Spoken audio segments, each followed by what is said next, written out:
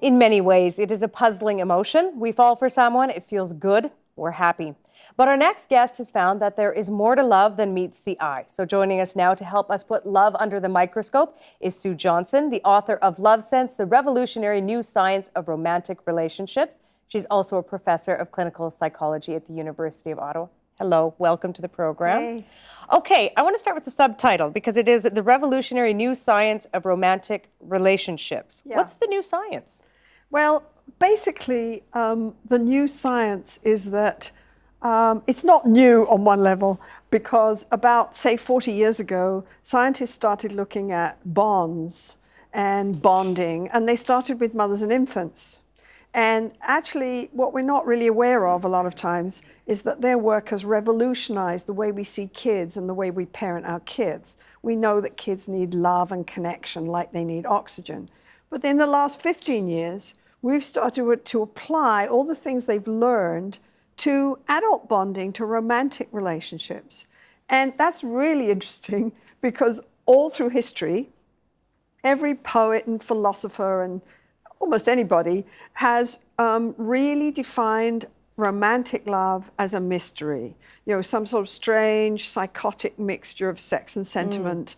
But everyone's agreed that you absolutely can't understand it. It comes along, you fall into it, you fall out of it, sort of hits you in the head, right? And you can't understand it. So what is fascinating now is after only about 2 decades, we really can say that we understand so much about romantic love. It's not a strange mixture of sex and sentiment. It's really a wired-in, ancient survival code that's designed to keep a few people that you really trust and that you can depend on close. And that's a whole different way of thinking about it than sort of just a kind of sexual frenzy. Okay, we're going to talk more about sort of how we're wired and how this is sort of bred in us. But Yeah. you say we sort of agreed on what love is. And, you know, society broadly hasn't agreed what the definition of love is. But are you saying the scientific community has come together and Oh, agrees no, on it? science wouldn't. For years, science didn't even touch the whole topic of love. You know, I can remember even when I started in graduate school and I said that what I was interested in, it was explained to me very clearly that if I wanted to be any kind of scientist, I mean, I'm a therapist that gets couples into my lab and watches while they repair their relationship and helps them repair their relationship. But also I'm a scientist, and I was told very clearly that if you were a scientist, you didn't want to talk about love. That was just weird stuff for poets and philosophers and sex manuals, right? So really, until about 15 years ago, it was a no-no for anyone who wanted to be taken seriously to stand up at an academic conference and talk about adult romantic love. People would sort of start to curl their lip. You know? It's like, sort of like, sit down. Mushy-gushy. Right? Yeah, and even couples therapists at conferences would say, excuse me, what we do is we help couples not fight. We help couples be a bit nicer to each other or cooperate. No, what are you talking about? You can't get people to feel more deeply in love and create compassion and empathy and caring and trust and closeness. And no, we can't do that. So it was really interesting because over the last 25 years, my couples, from working with thousands of couples and teaching thousands of therapists, my couples have really taught me to understand love, to take it incredibly seriously, to honor it, to see how powerful it is. And it's taught me that we can make sense of it and we can even shape it. And I think that's revolutionary.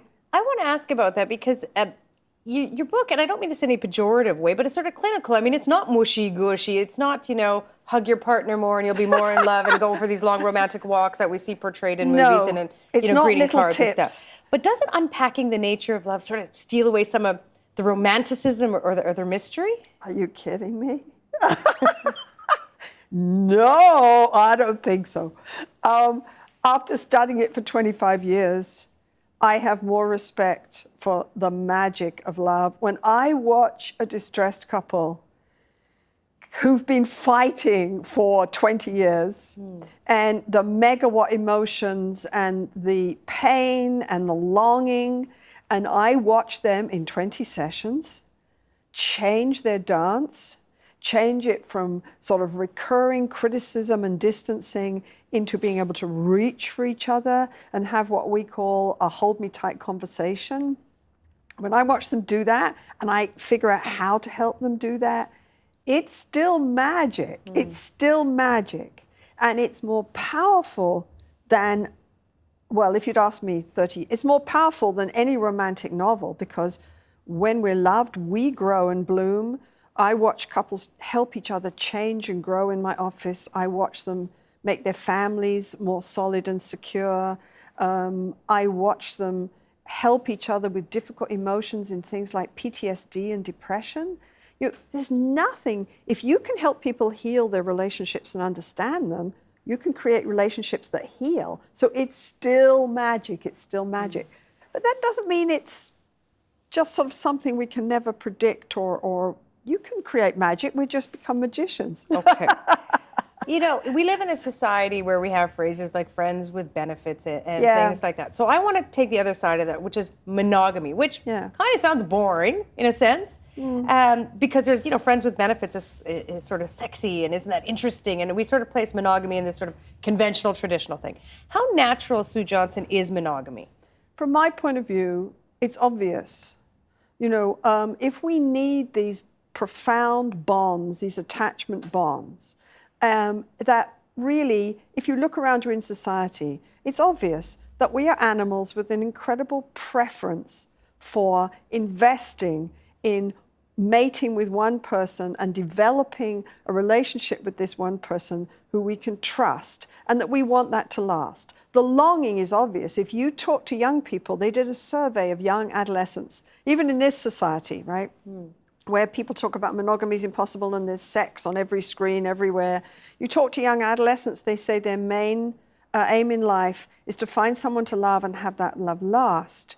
And it's very clear when you look at other animals. Mammals who invest time to rear very vulnerable young and have to really collaborate to rear very vulnerable young. Mammals, they prefer a mate, and they guard that mate, they groom that mate, they feed that mate, and they prefer to mate just with that mate.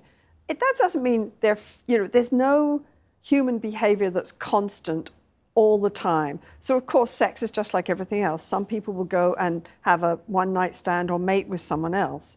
But it seems to me when you look around you in society that the longing and the preference for long-term love with some deep connection in it, that answers our need for connection, is obvious and real. And yet we have some cultures in the world, not Western cultures obviously, but some cultures in the world that embrace polygamy. Well, if you really look at those cultures, most of the people in polygamous cultures only have one spouse, unless you happen to be the king or the richest man in the country.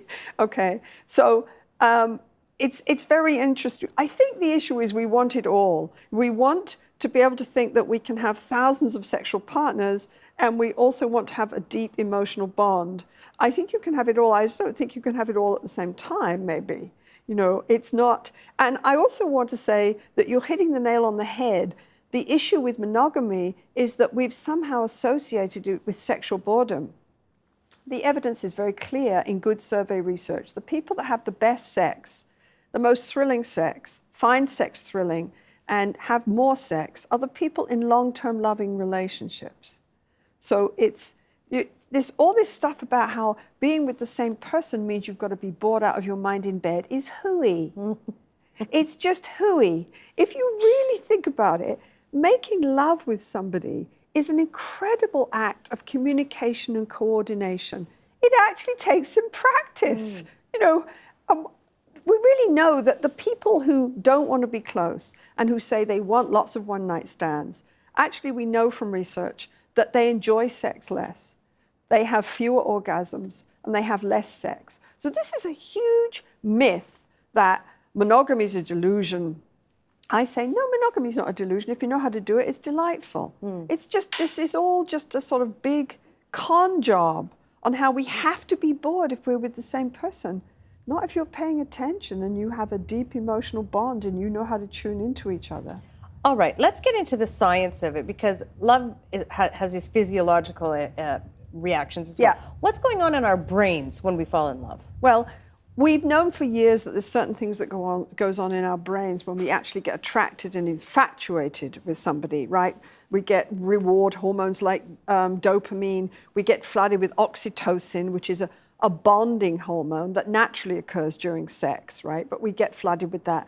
But I think what's more interesting is the more recent research that talks about how you don't have to make love to your partner to be flooded with this oxytocin bonding hormone. You just have to think of your partner, and your brain gives you a little hit of bonding hormone that turns off fear and gives you this feeling of calmness and contentment. Nature's amazing, right? But we also know things like we understand the pain that's involved in love more. We understand that rejection and abandonment is processed in the same place in the brain and in the same way as physical pain.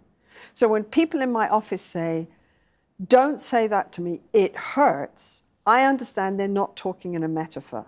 Closeness is a safety cue for your mammalian brain, and rejection and abandonment are danger cues. And we're understanding the power of this. Like, we just did a study where we took women who were repairing their relationship with their partner, and we put them in a brain scan machine. And we found that before they had these bonding conversations that we helped them have, they could lie in the machine and we'd tell them, when you see this X, you're going to be shocked on your feet.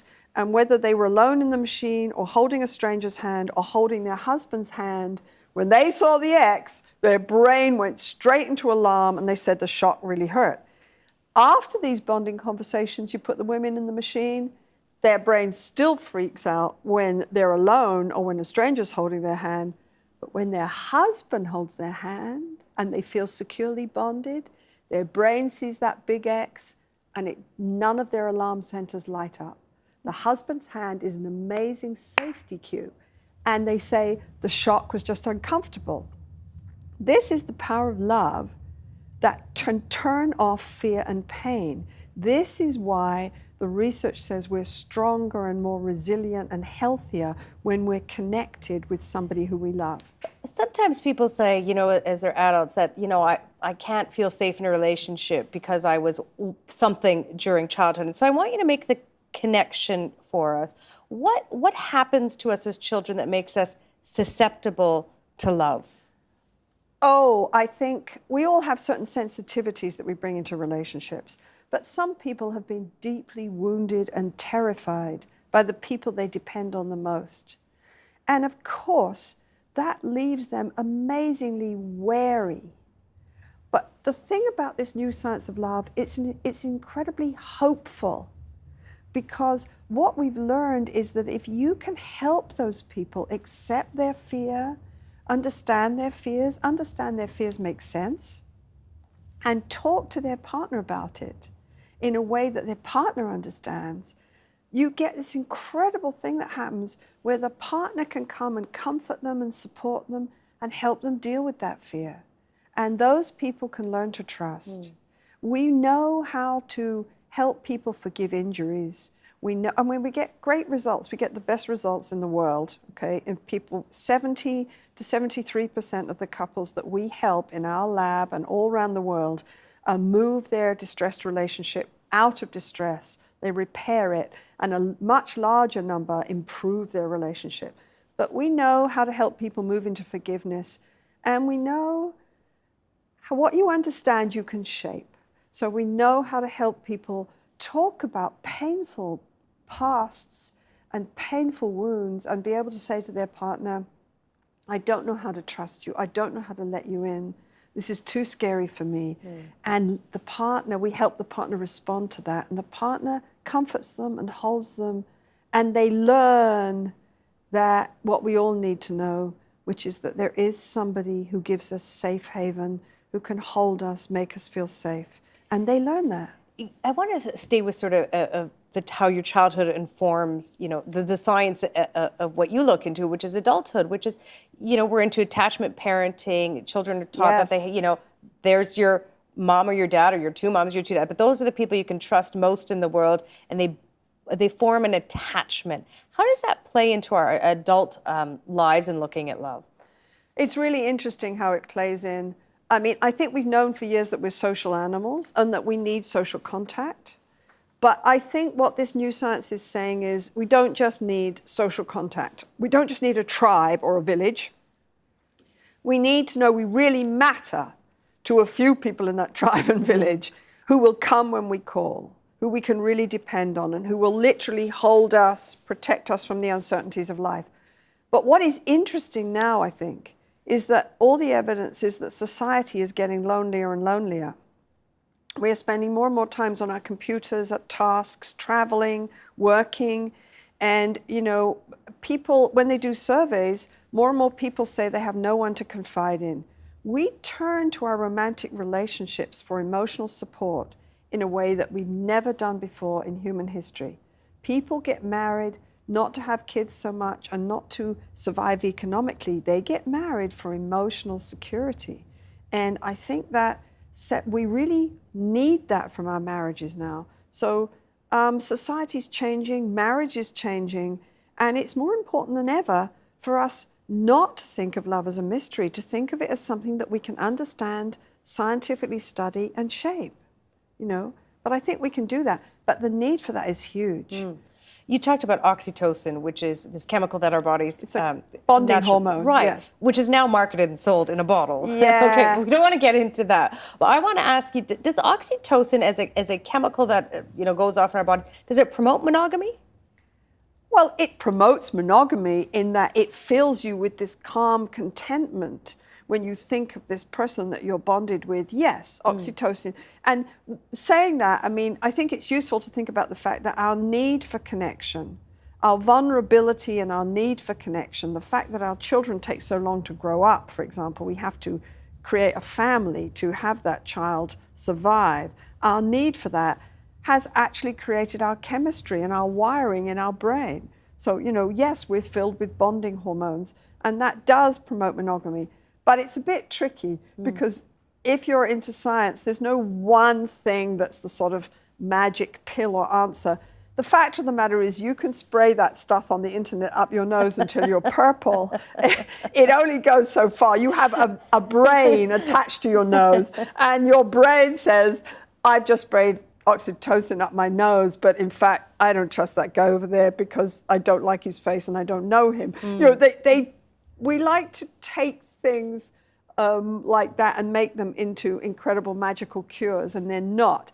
Somebody asked me actually in Switzerland if I wanted to do a study getting my couples to spray oxytocin up their nose in therapy.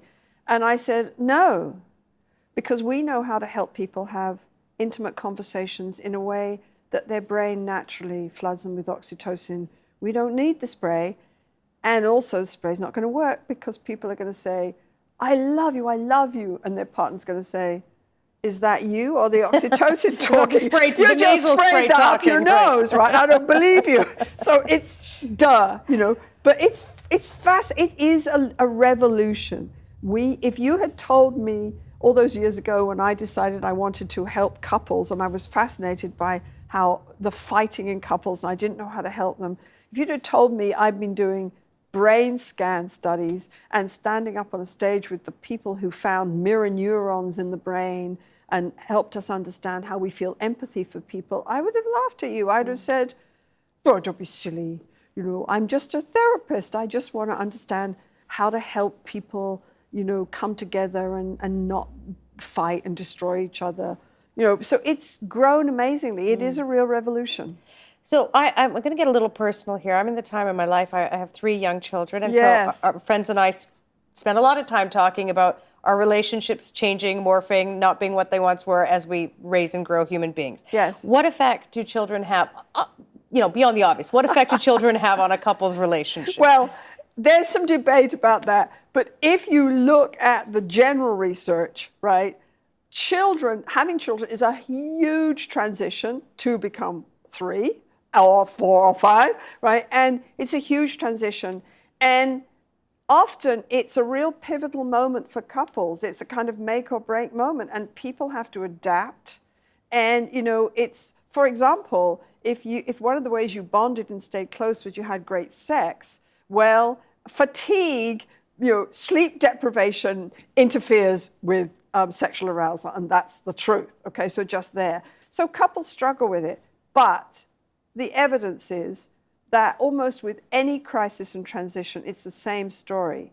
If you understand a bit about love and you know how to have what we call these hold me tight conversations, you can deal with almost any stressor or transition because you deal with it together. And you can support each other and you can communicate. And you can talk about the fact of, hey, I'm really disappointed because Saturday was the night when we always had hot sex and you're asleep. But you can talk about that and deal with it and decide to make love on Sunday morning. But if you can't talk, if you don't know how to bond and have those trusting conversations, it magnifies any problem you're having.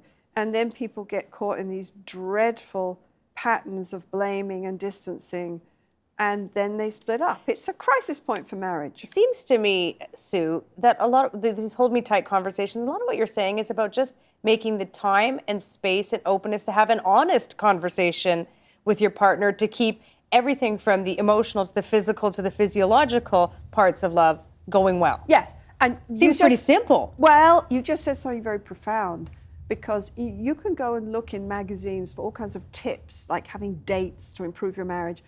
But the bottom line is, you're absolutely right. And that's one of the reasons I wrote Love Sense, is because if we honor our need for connection, we know how powerful it is, we know how much we need it, then yes, we start to make it a priority. We give it time. How many people just go through their week without even turning and looking in their partner's eyes and saying, how are you doing? Who are you? How do you feel about me? How do you feel about you? What's happening with you? That gets lost in the rush of modern life. And then one day we wake up and we look at the person in bed with us and we say, this person's a stranger. Who are they anyway? Right? So you're right. What you honor and give time to and give priority to grows. And love is no different. We know now how to give attention to our children in a way that we didn't 50 years ago. I think now's the time for us to learn how to give that time and attention to our partner. If you create that safe bond, you're better at everything you do in life. You're stronger, you're more confident, you're more resilient, you're happier, you're healthier. I mean, it goes on and on. The research on love is, it's just associated with every good thing in life. But somehow we push it to the side and put our careers and our internet and our hobbies and our gym and almost everything comes before turning to your partner and saying, hi. Right? Hi. I've been married for 26 years. All right, so, very good. Yes. Okay, we're going to end our conversation shortly, but before I let you go, make the broader connection, because we started our conversation by you saying, there's been so much advancement scientifically about the nature of love and how we can groom it and all those things. Make the connection between happy couples and a happier society. Oh, that's easy. All the evidence is very clear.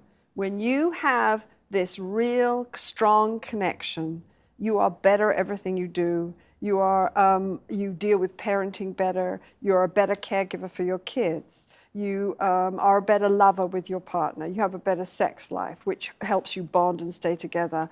You're more resilient to stress. You're healthier. You're less likely to get depressed. You're less likely to get PTSD if you're in a crisis. You're better at learning. You're better at going out into the world and exploring. If you're a young career woman, you're more confident and you reach your career goals faster. You're more open to other people. You're a better citizen. You collaborate with other people better. I mean, I could give you a list as long as your arm for the effect that this secure bonding has on people. In the end, it all boils down to they feel safer, they feel more connected with other people, they're better at collaborating with other people. If we want to create a really civilized, really humane society that develops the best of who we can be, we must understand the power of the human family and the power of what we call romantic love, to create this safety and to grow people. So I don't know if I did it. I could talk about that for a long time. You gave me a good list there. It sounded pretty convincing. Okay, right. I appreciate your time. Thank you. It was lovely to talk to you. Thank you very much. Lovely to talk to you too. Support Ontario's public television. Donate at tvo.org.